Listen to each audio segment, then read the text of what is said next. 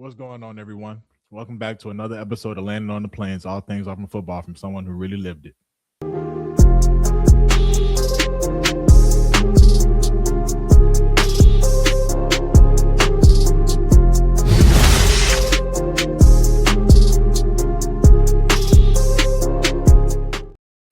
Man, welcome back, folks. This is Landing on the Plains, and I am your host, Chandler Wooten, former linebacker, team captain, and NFL vet. And today we got another good one for you guys, man. Just first things first, what a time to be an Auburn fan, right? I mean, it's just so much good stuff going on right now, good vibes. Auburn baseball advancing to the Super Regionals after, disappointment in the first game, obviously coming back big time baseball over the weekend. So congratulations to them.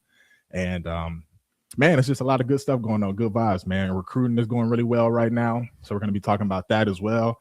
And since the last time we were on together, it was announced that Auburn SEC opener this fall against Florida is a night game at Jordan-Hare. So that's going to be absolutely dynamic. So we got a good one for you guys. We're not going to waste no time and get right to it.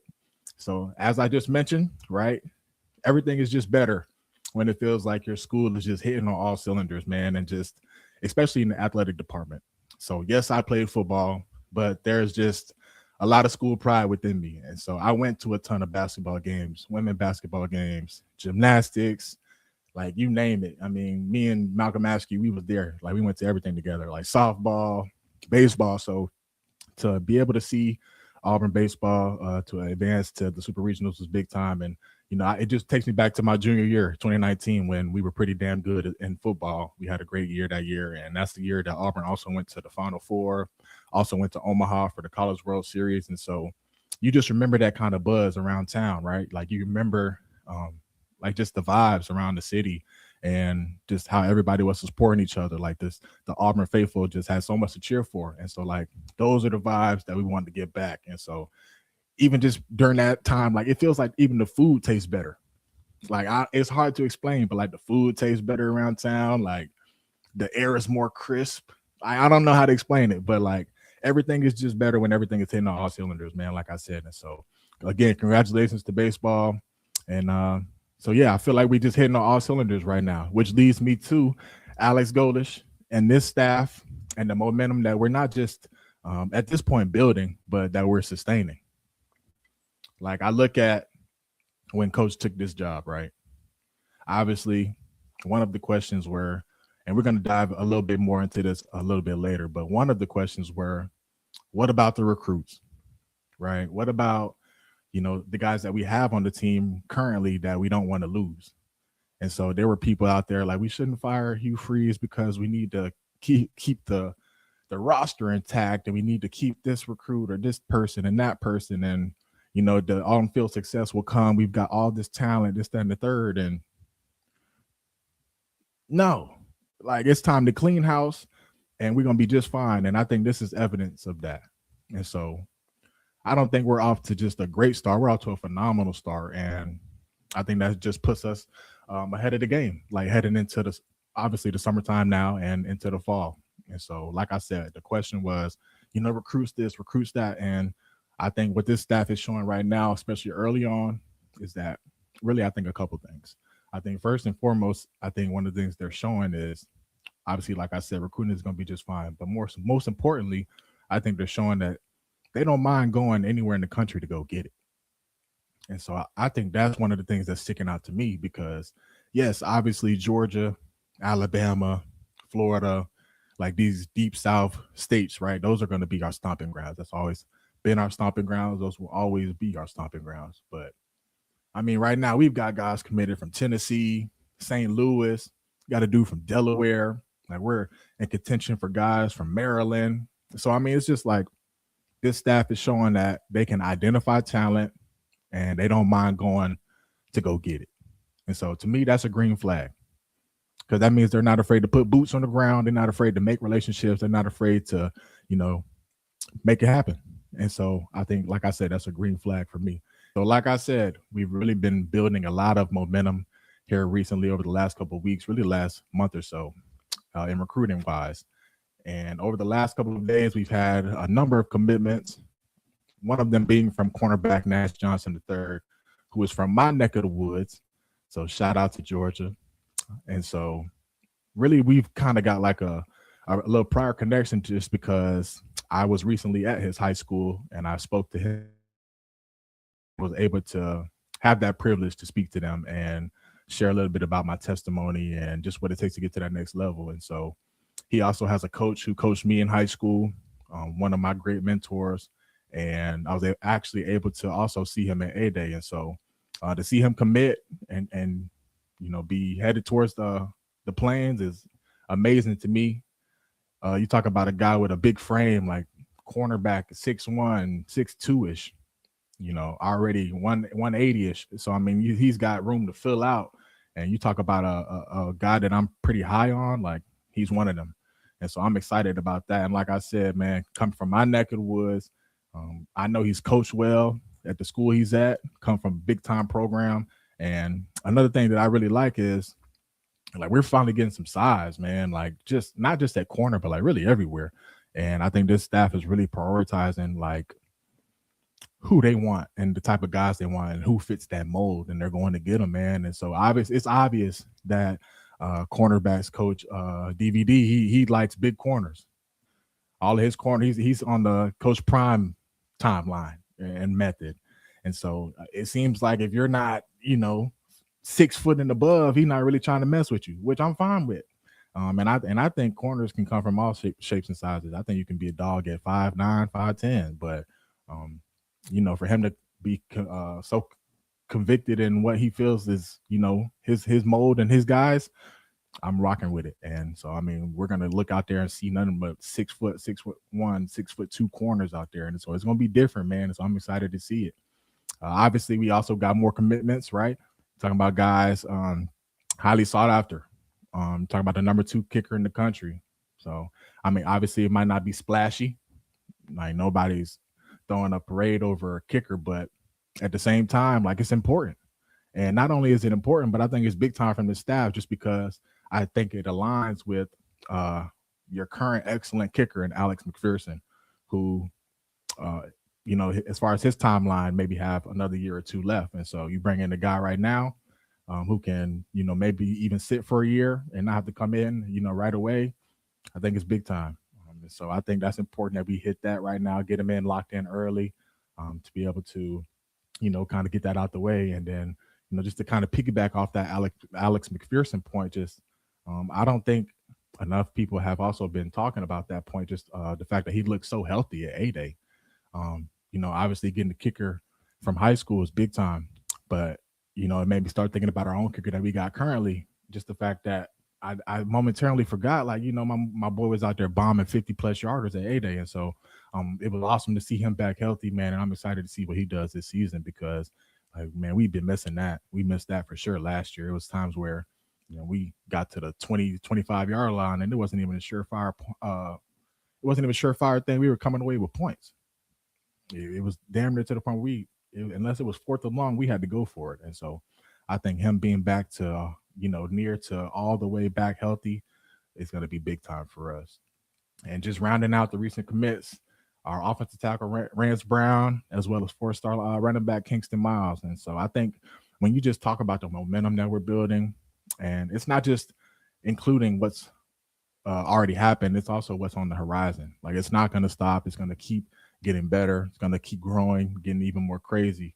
And so the fact that we can have this kind of success early on in the summertime sets us up for a great, fall. Sets us up for a great fall. And so when you have a blazing summer like this, the momentum is contagious. Like, guys want to be a part of that. And so then when you follow that up with production on the field, like I'm telling you, we do that.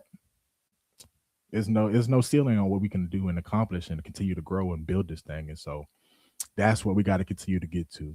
And that leads me to, there have been so many different developments since the last episode, and they announced the first 3 game times for Auburn's first games. Obviously, the first one being in Atlanta versus Baylor. I believe that's 2:30 Central Time, 3:30 Eastern. I'm on Eastern Time, so I think that's 3:30 Eastern Time, but 2:30 Central, and that's going to be big time, obviously, in Atlanta versus Baylor. And Following that up with Southern Miss the week after that. But what I want to get to and talk about is the SEC home opener versus the Florida Gators. And I think that's going to, in all honesty, in my opinion, I think that game right there will probably define our season. And I don't say that literally like if we win this game, we're gonna win a national championship. If we lose the game, we're gonna go 0-12. Or if we have won some games up to that point, lose the rest of them. Like that's not what I'm saying. But what I am saying though is just the way our schedule is constructed and the way everything is set up. Like I think like when I look at it from the way like a player's perspective, when I look at it and I break it down, like you break it down into quarters. So I break down the season. We have 12 games, first quarter, 3 games. And so obviously Florida being that third game, that's the end of the first quarter to me. And so if you can start the first quarter of the season 3-0, which I think we have a great chance to do, obviously nothing is given, right? Like even Baylor, like that's not given. You have to go out and perform. It's a first game, new systems, new coach, and a big time atmosphere. Like anything can happen, right? Like I'm not saying it's a given, but I would be shocked if we were to lose that game to Baylor. I personally would be shocked, and so I would consider it an upset. I'll say that I would consider that an upset, and so obviously Southern Miss being the week after that, and then boom, you get to that Florida game, and one thing about this Florida game that I don't think is really being talked about is the fact that their coach was in heavy contention for the head coach job at Auburn. And so for me, like when I put myself in the shoes of being a player at Auburn, like I'm thinking like, yo, they wanted this guy to be our coach. And like, I mean, players see everything, man. Like they see all the fans talking on social media and things. So if you take it back to the talk and the vibes on social media in January, it was a bunch of people wanting to summer out, or not really liking the Golesh hire. This is back then when it first started, which I pretty much think people would change their tone on the way things are going right now and the momentum that we're building. But back then, when the hire first went down, this is what's being said. We wanted this coach, we wanted this coach, we wanted that coach. It was a lot of question marks, right? And so I don't know. I just think Coach Golesh is made of the right stuff, and this is just this is just my intuition and the vibes I get from him, and I just know he's made of the right stuff. You know what I'm saying? So I just know, like, going into that game, if I'm a player, like, and I'm pretty sure there's going to be some talks behind the scenes. Like, it might not have to be publicized to the media or, anything that we say out loud, but absolutely. If I'm Coach Golesh and, a lot of people in my fan base wanted this coach and, this is the talks or whatever the case may be, like, I want to kick his ass, man. I do. I really, really do. I want to kick his ass when he come down to the Plains that third week of the season. This is the SEC home opener, night game at Auburn. Some of the fan base wanted this guy. I'm about to show you why I'm that guy. You know what I'm saying? Like that's the kind of vibes that I would be giving off. You know what I'm saying? And I just feel like his team will also carry those same kind of vibes and those same kind of bad intentions. And so I really anticipate that being a big time game. Obviously, there's a lot of history in that game. It's a lot of crazy things that happen when those two teams link up. I was able to play against them in 2019. It was a pretty damn good game up until the last drive when they hit a long run on us to kind of pull away late. But it was a one-score game pretty much the whole game. It was 17-13 for, a quarter and a half up until midway through the fourth. And so every single time these two teams meet up, it's going to be a dogfight. It's going to be a war. And so I think the guys will be up for the task, man. And so there's a lot of good things going on right now. Momentum, like I said, is high. We just got to keep building on that as we head into the summertime right now. So right now, the guys are just getting bigger, faster, stronger, going through the strength program, you know what I'm saying, conditioning. And this is the time right now where you gain that advantage, gain that edge, because every single person in America is doing the same thing. But it's like, how do you separate yourself? Like, what's the differentiator? What is it? Because everybody's training, everybody's running, everybody's lifting. But it's like, how do you prepare? And so I think if our guys continue to prepare the right way, continue to go about their business the right way, keep the main thing, I think we're in for a really good year. And so, like I said, man, momentum. Everything is contagious, man. And so right now, Auburn's on the heater. Auburn is on the heater. And so I think we just got to keep this up, man. And so I really fully anticipate here in the next couple of days and weeks, that we continue to get some people on board and some big time players on board, and then that just trickles over into the fall. So once you put a good product on the field, like this is how this thing works. It's all a cycle effect, right? Like you have this momentum now, and then you take it to the season, right? And then you have a great season, and guess what? That's further solidifies your positioning with further future recruits. And then nowadays football is so crazy, like now you're talking about transfer portal. So like it's just a whole entire different snowball effect that happens after a great season. So I'm really looking forward to a great year one under the staff, man. I'm liking what I'm seeing. We're headed in the right direction, and I think we got the right guy leading us at the helm. So like I said, exciting times, and I'm more than sure we just getting started. And if you like this episode, make sure you like, comment, share, and subscribe. And as always, War Eagle. I'll catch y'all on the next one.